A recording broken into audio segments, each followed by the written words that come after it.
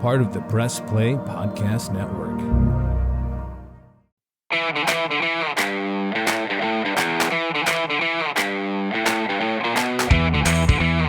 And welcome to another Reghi and Roda podcast powered by MGM Northfield Park right here on the Press Play Podcast Network. And a shout out to our producer extraordinaire, the one, the only, you know him, you love him, you can't get enough of him. He is Ty Courts, making sure all of you out there in the podcatosphere get another edition of the R&R podcast. And Michael Reghi, here we are, week one of the NFL coming up, and the Browns will open it up at home against possibly Joe Burrow and the Cincinnati Bengals. It seems like it's been forever since the Browns played last because of all the storylines and everything. And here we are finally back to playing football in week one this week.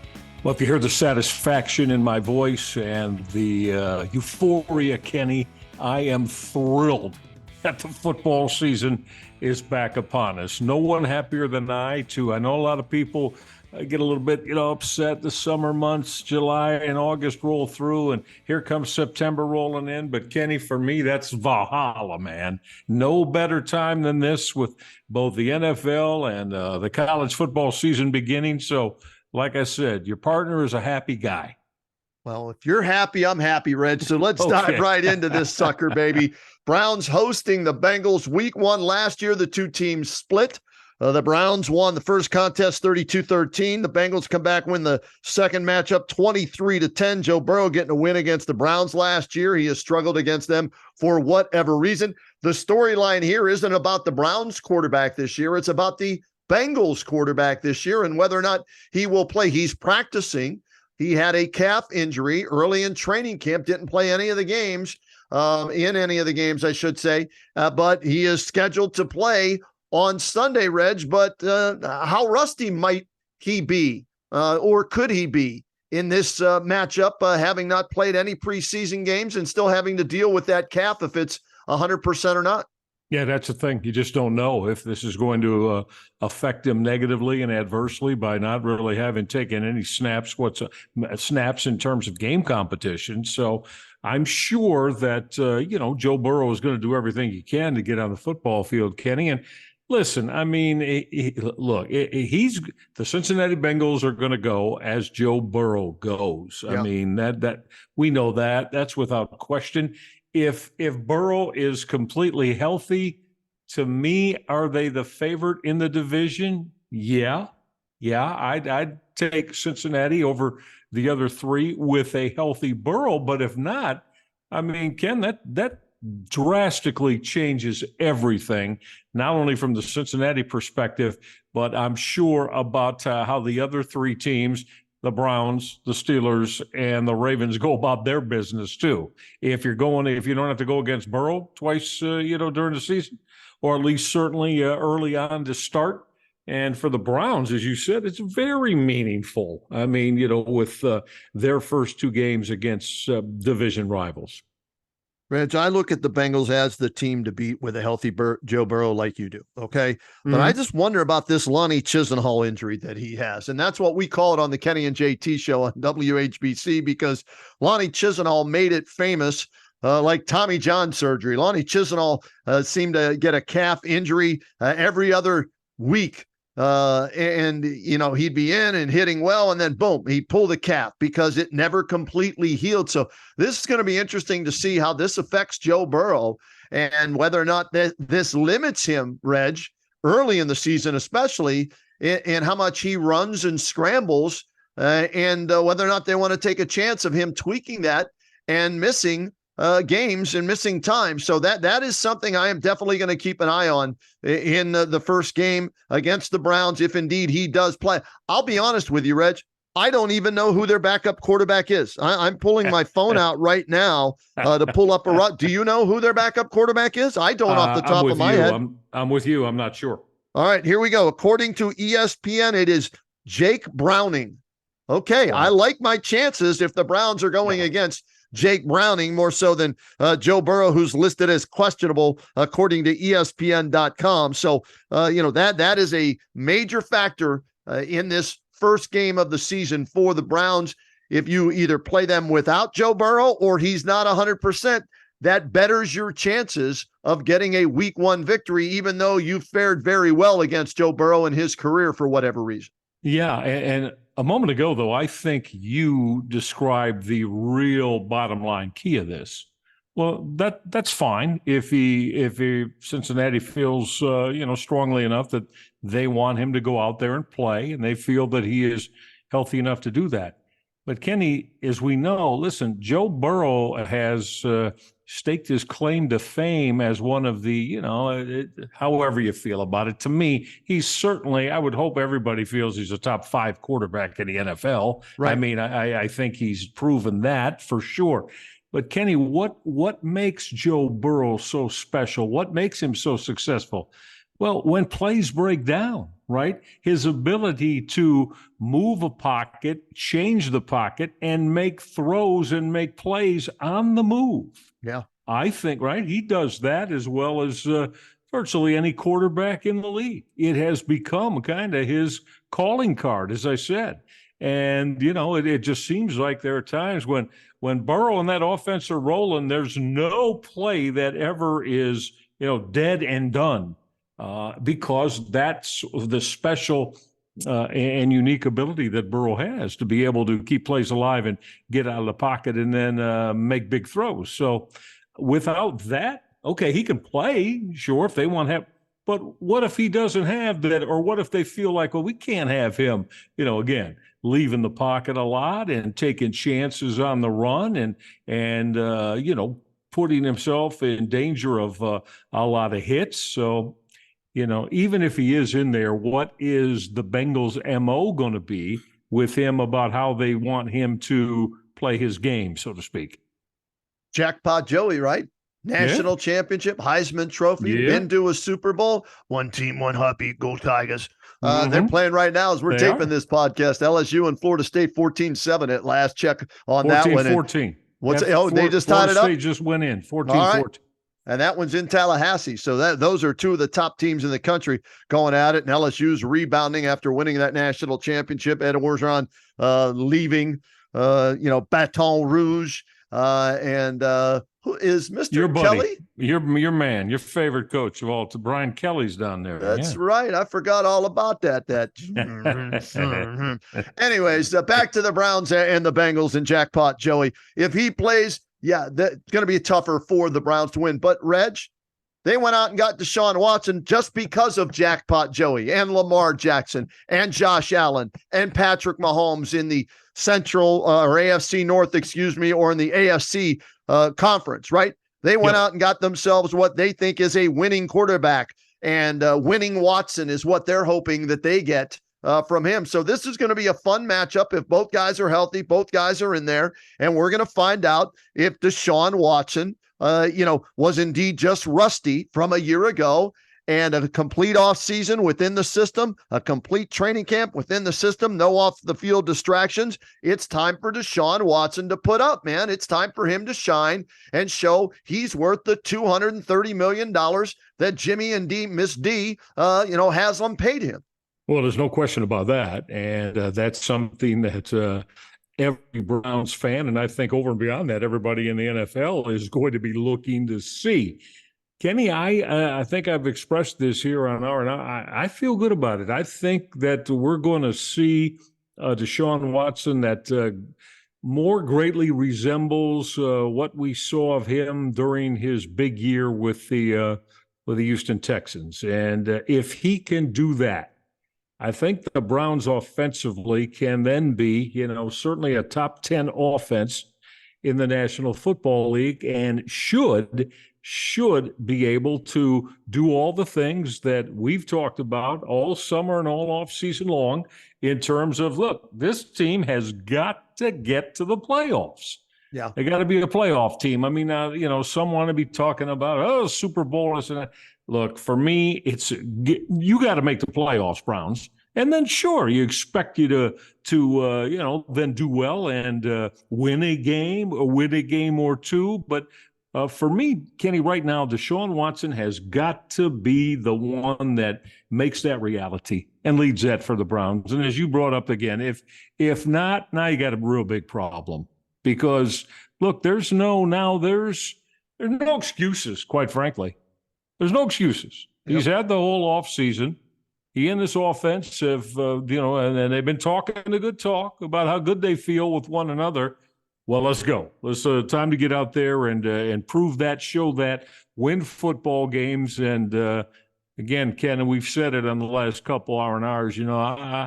I'm expecting a minimum of they got to be 10-7 because 10-7 is, I would think, it always gets you in the playoffs, right? You win 10 football games. I know they're playing 17 now, but right. That still should be enough to get an AFC playoff berth. And, without that now, can you imagine if this thing turns sideways and doesn't happen? Wow. Yeah. Don't even want to think about it, to be honest with you, because I expect a lot of positivity, and I expect this team to be a playoff team come January. Reg, I just looked at the depth charts in that, and I want to get your input on this. Jamar Chase, T. Higgins, Tyler Boyd, advantage wide receivers, no question about it, going to the Cincinnati Bengals. I'll give Joe Burrow the edge over Deshaun Watson, if healthy, okay, in the quarterbacks. But O-line, edge Cleveland, running back, edge Cleveland, tight end, I like David Njoku better. So offensively, 3-2 edge, if you break it down by position. Defensively, on paper, the D-line, well, they had to bolster it. They had to make it better because you're going up against Hubbard, Reeder, Hill, and Hendrickson, which is a pretty good D-line in Cincinnati, right? It is, yes, but very good. You went out and you have a Defensive Player of the Year candidate in Myles Garrett, but you went out and you addressed that. I'm going to say that's a wash.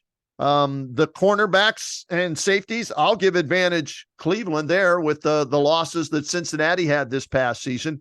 And the linebackers, I'll probably pick everybody else's linebackers over the Browns, almost every game this year. On paper, this is an evenly matched game, Reg. Kicker, hey, it's not Cade York anymore that you have to worry about. McPherson's got a bigger leg, but Hopkins may be more accurate and more experienced, so maybe a wash there. So to me, this is a coin flip. I know it's a 2.5-point spread in Vegas with Cincinnati as the favorite. I'll take the Browns plus 2.5 in this one, Michael. Sure. Well, and you got them at home, right? Again, I mean, this is the thing. The Browns, do they have 9 home games or 8, Kenny? They have 9. They got 9, don't they? They've got 9.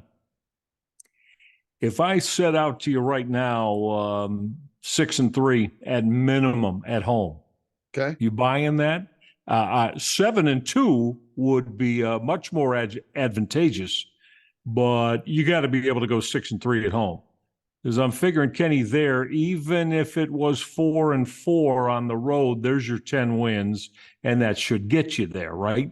Should get you a playoff berth. So, 7-2 would be ideal, but certainly 6-3 has to be.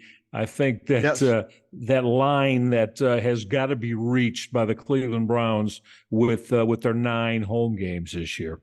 And I think they can get 6. You got to get to a point where you use that home field, right? As that's a big part of who you are and what you are. And I know you could say, well, it's a little in the NFL, it's not quite as as something that's quite a big time advantage as, say, in college. But I still think that the better teams.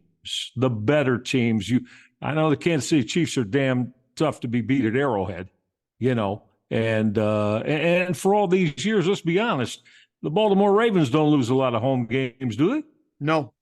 Again, the Browns have got to start, finding down on the lakefront again. To me, you better go 6-3 at home this year, and 7-2 would be it'd be a bigger advantage for you. I'm making sure maybe I can get the Browns +3 right. I'm looking to put make a wager right now on one of my. Should I wait? Do you think with when they announced that Burrow's playing, that number will jump to 3? Should I wait till later in the week to get the 3 points, or take the 2.5 and not be greedy right now at -110? So if I bet $10. Let's see, what am I getting there? You have bet 11 to make 10. Yeah, 11 to make 10. So maybe we'll see here. I you know what? I'm going to wait. I was going to make the wager right now while we're taping the podcast. And I'd hang on to it. I'd hang on. Just wait till wait till the weekend. Because if Burrow, what did you say it is right now? The Bengals the Bengals are favored by 2.5. 2.5. Wow. Okay. Yeah. That's why I'm wondering, can I get the Browns in 3? If I can get the Browns in 3 or 3.5, I'm jumping all over that. Yeah. I'm still sure. My lean is towards the Browns right now at 2.5. Right. Yeah. Well, so, you be wise to do that, especially if it gets up to 3. And anything over that would be big time gravy, the way I see it. But yeah, a lot of this when the decision is made and they come out and tell you what where Joe Burrow's at physically and what the expectations are of him in the opener. Yeah, that could change the line a little bit. It could move a half point or a point off that. All right, I'm looking at the schedule, Reg, and we played the schedule game a while back, but here we are, week number 1. I'm going to take the Browns in week 1 with the points, without the points, to get a victory. I think they realize how big of a game this is. It's a tone setter for them, for the team. Send a message throughout the NFL to the Bengals. Deshaun Watson is the real deal. This is the message they want to send, him going out playing well, leading them to a victory over Jackpot Joey or whoever their quarterback is. I'm going to take the Browns straight up and with the points this week at home to start the season 1-0. And I've got them winning at least 10 games, going at least minimum 10-7 and making the playoffs this year. All right. Well, it's out there. You and I are both, in the same area then. I feel the same way as I just mentioned. So, so if these are the expectations, then what we're saying is we know how it is.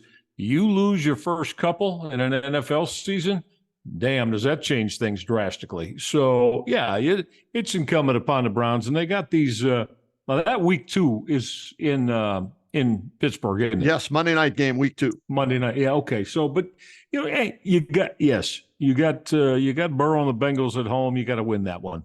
You just do. You're expecting, again, you're going to be a playoff team. You can't lose your home opener and start the season against a division rival. So I'm with you. I like the Browns to win that football game and take care of their business. I look at the schedule this way, Reg. 4 definite wins: at Indianapolis, Arizona at home, Houston on the road, and where's my other definite win there? Hold on. I had 4 that just jumped off the page at me a minute ago. Houston, and Chicago at home. All right. I know Chicago's going to be improved, but I think they'll be a little bit better. I get you, but those, I wouldn't quite go with you on that. So 100% definite. I will say though that the Browns got to win that football game. Yes. Yeah. So that's 4 so that means 13 games are left. They have to go 6-7 in those 13 then, or 7-6, right, to get 10 or 11 wins. So those are the games. It's just like Ohio State, Reg. I look at Ohio State and I don't give a damn what they do against Indiana and Purdue and Maryland and, Rutgers and all those bums in the Big Ten. There's 4 games that matter for Ohio State. It's Notre Dame, it's Penn State, it's Wisconsin, and it's Michigan. And 3 of those 4 are on the road this year. And that's why I picked Ohio State to lose at least 2 games. And after what I saw, Reg, over the weekend, they may lose 3 games with that offensive line or lack thereof, and huge question marks at quarterback with both Kyle McCord and Devin Brown. And you know what? You're chuckling, you're laughing. Let's do this. It was their first time out, buddy. Come on now. I mean, the first time the guy that gave him the football and said, hey, we're ranked number 3 in the country, so don't jack it up. I think Kyle McCord's going to be okay. Is he going to be a superstar? I don't know about that. I think he's going to be a damn good Ohio State quarterback. Eventually. You're not as convinced, are you?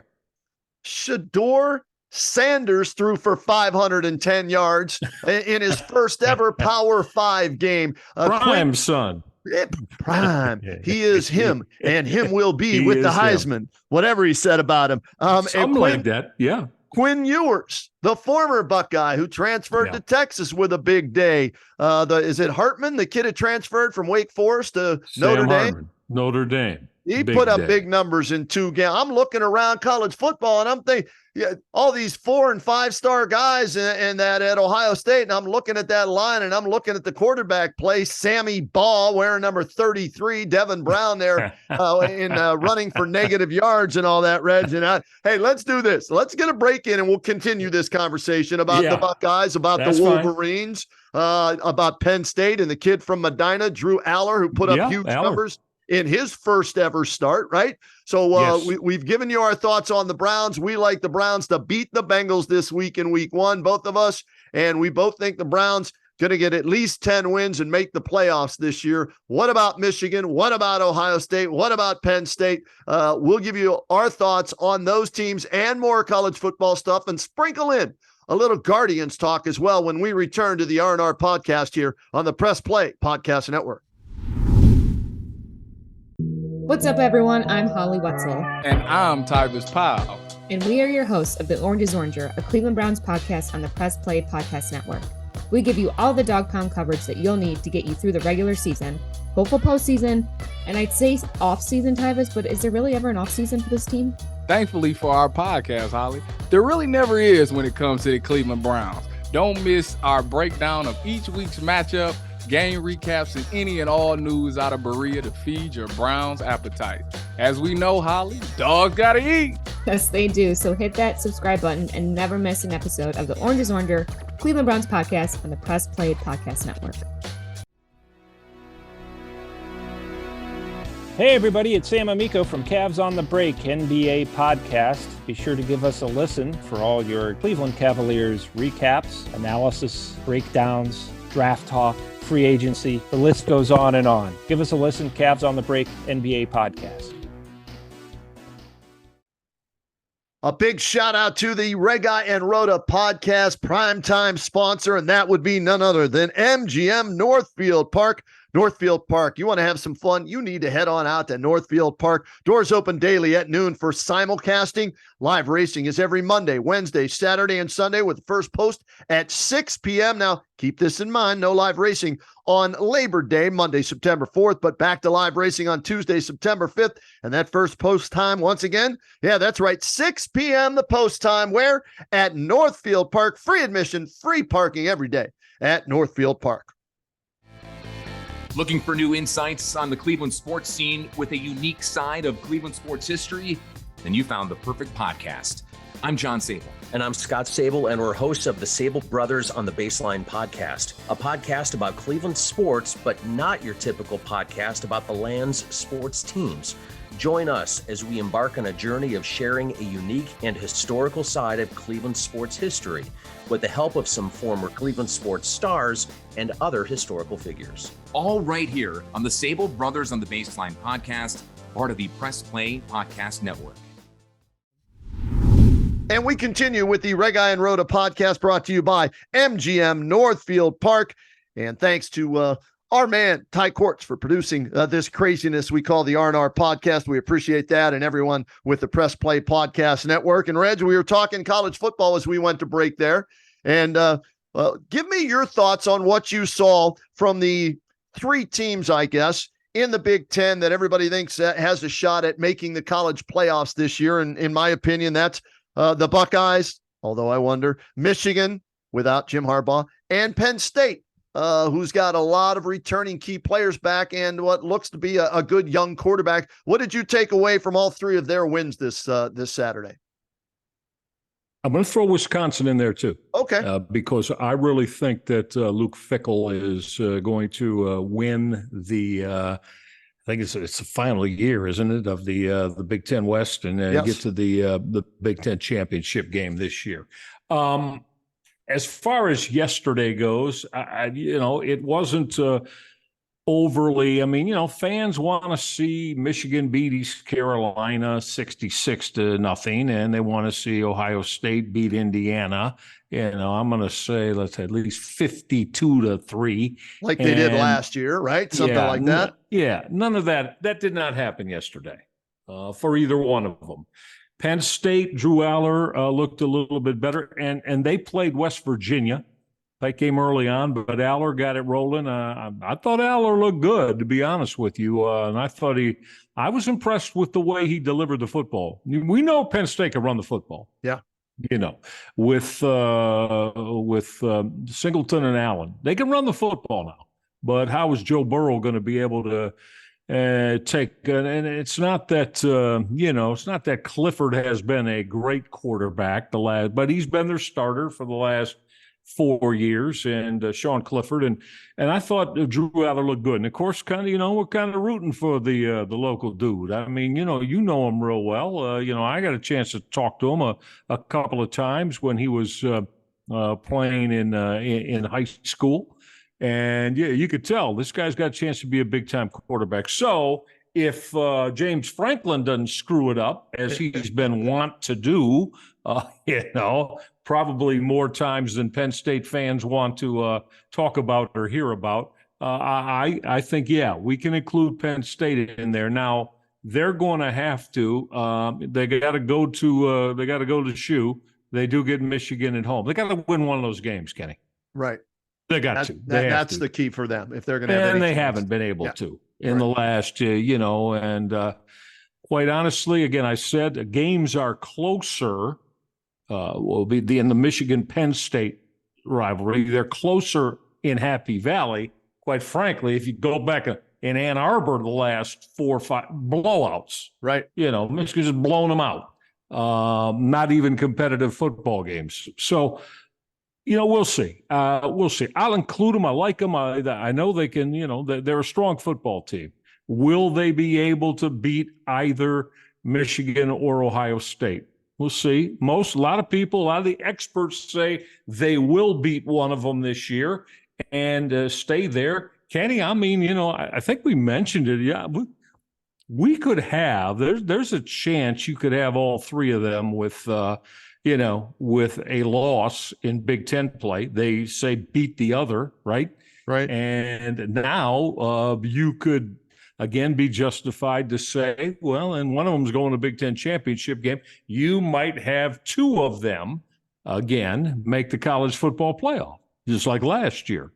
Here's why I don't think that'll happen, Reg, because the Big Ten, with the exception of Ohio State, has not fared well recently in the college football playoff games.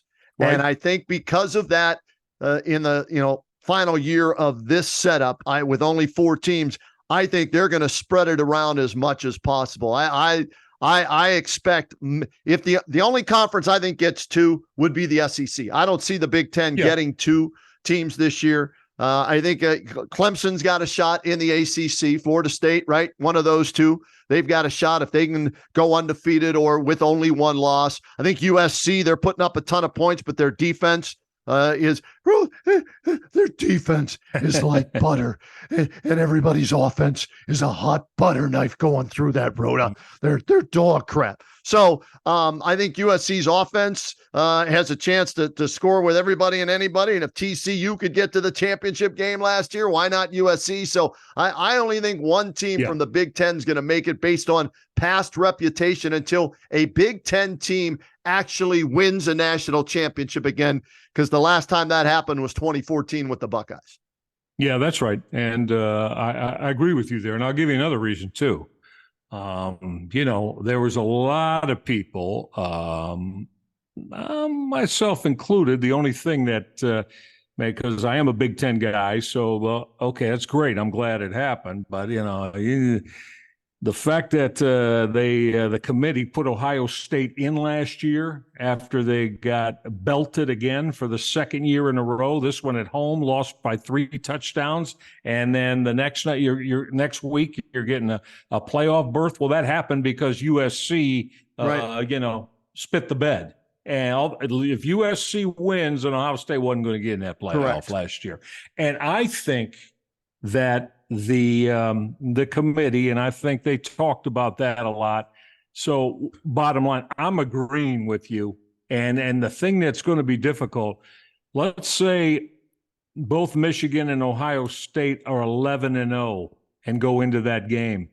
And the loser, Kenny, I'm telling you, this year, I'll be very happy if that scenario came up and they both got in, winner and loser, assuming again it's a decent game and not a big blowout. But I think because of what I just said, they will not do that this year, and they're hoping that one of them has 2-3 losses so they don't have to deal with that this year. And that'll be they got Ohio a lot State. of flack. They got a lot of flack about putting Ohio State last year in over Southern Cal. At 13 Notre Dame, number 7 Penn State at home, at number 19 Wisconsin, at number 2 Michigan. They will not win all of those games. So I said they're going to lose at least 2 games. So the committee won't have to worry about that, in my opinion. And after what I saw, schedule, right. It just first time starting quarterback, new offensive line, tough schedule, defense. I'm sorry, the defense, they held Indiana to, well, you should have held Indiana to 154 yards and 3 damn points. Their quarterbacks were worse than yours, and yours weren't very good. Their offense was terrible. They were playing not to get blown out as opposed to playing to win, so they were shortening the game. They were 4-8 last year. That's a crappy Indiana team, Reg, and to only beat them 23-3, and I don't care if it's a first-year starting quarterback or not. I'm sorry, that was a disappointing, underwhelming performance by the Buckeyes on the road. All right. And I didn't come away feeling good as a Buckeye fan about that at all. And nobody jumped out of the TV at me and made me go, wow, that kid's a player. That nobody on Tuamaloau. What do you have? 1 good game last year against Penn State and he disappeared. Nobody on defense. Eichenberg's okay, but I don't look at him as a thumper, as you call him. In the NFL as a middle linebacker.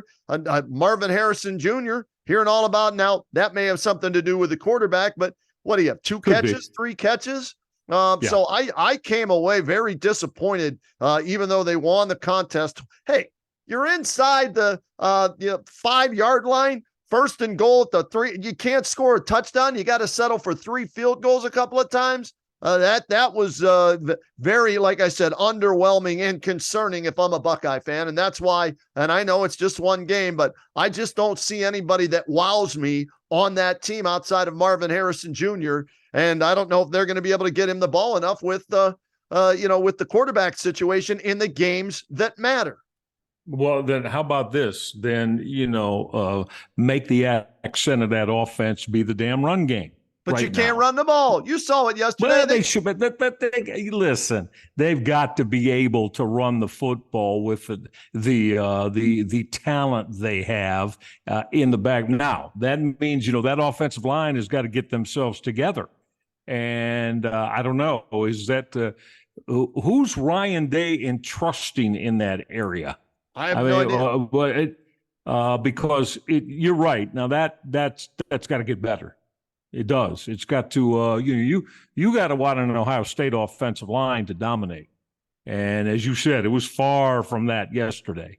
Now, I'm willing, though, again, you got the new quarterback. The offensive line is trying to find its way as well with a couple of new pieces there. So, you got, Kenny, I think right now, to me, you look to find improvement each and every week, especially for these first couple. And then we're going to find out a lot, evidently, when they go to see the Golden Domers. And that is the week after next, correct? Let's see here. September the 16th. No, they play them the 23rd. They've got Youngstown State this week, Western Kentucky the following week, and then they're at Notre Dame. So, and Notre Dame, like we said, let's see, Hartman. What has Hartman done so far? Hartman, 19 of 23, 4 touchdowns, 14 of 27, 6 touchdowns, no picks, over 400 yards passing. So, he's as advertised for them. Granted, it's Navy, it's Tennessee State, but coming from Wake Forest, I would take him over McCord in a heartbeat. So I just Drew Aller, I'll take over McCord. McCarthy, I'll take over McCord.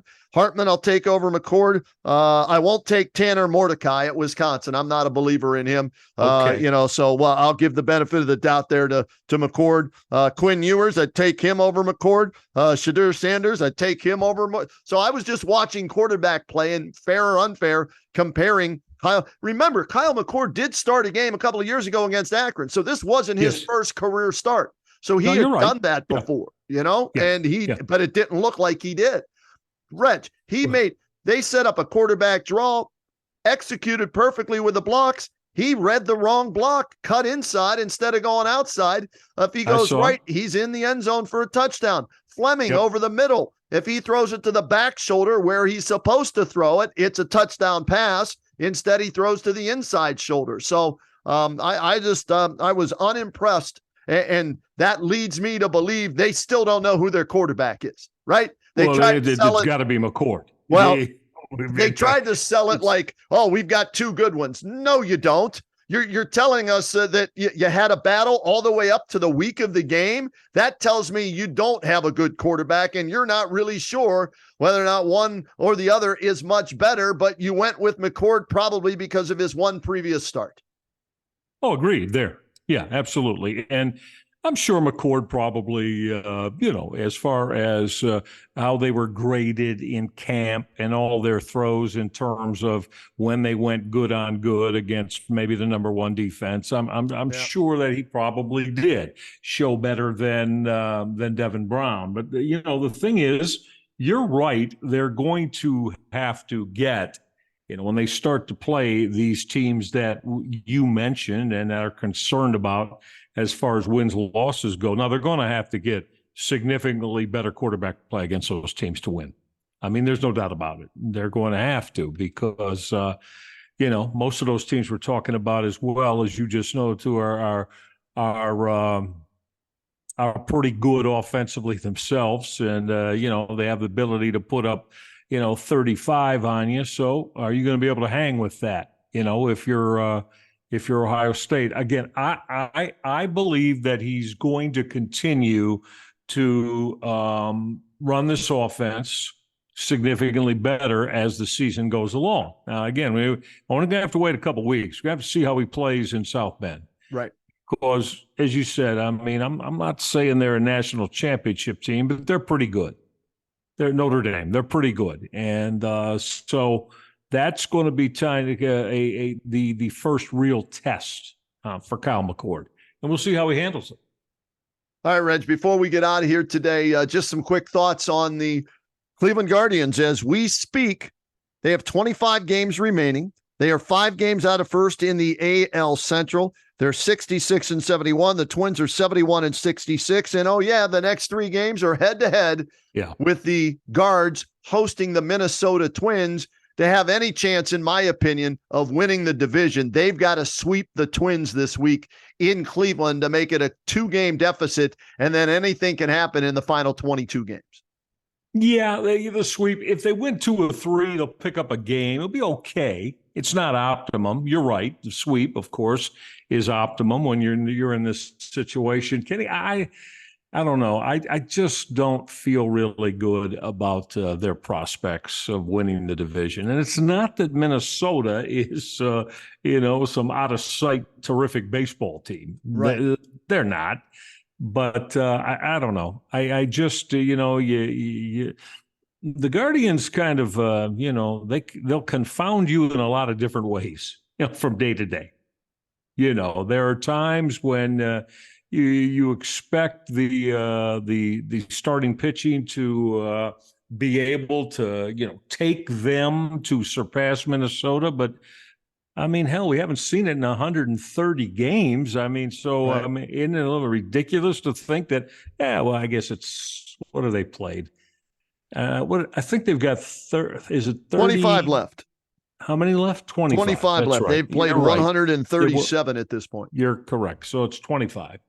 Yeah, I don't know. I can't wrap my arms around them. That all of a sudden, these final 25 games, they're going to start pitching getting terrific starting pitching and winning games again, we thought they would have be able to win 4-2 games. And so I don't know. I don't think so. I hope I'm wrong, for Guardians fans and, nothing better than October baseball, but I don't see it. I just don't think they're built that way to be able to feel good about them going into what. And again, I mean, now you got a lot of pressure going, right? Too. Yep. Now these games are all pressurized now. So I hope I'm wrong, but I just don't see them holding up to be able to win the division.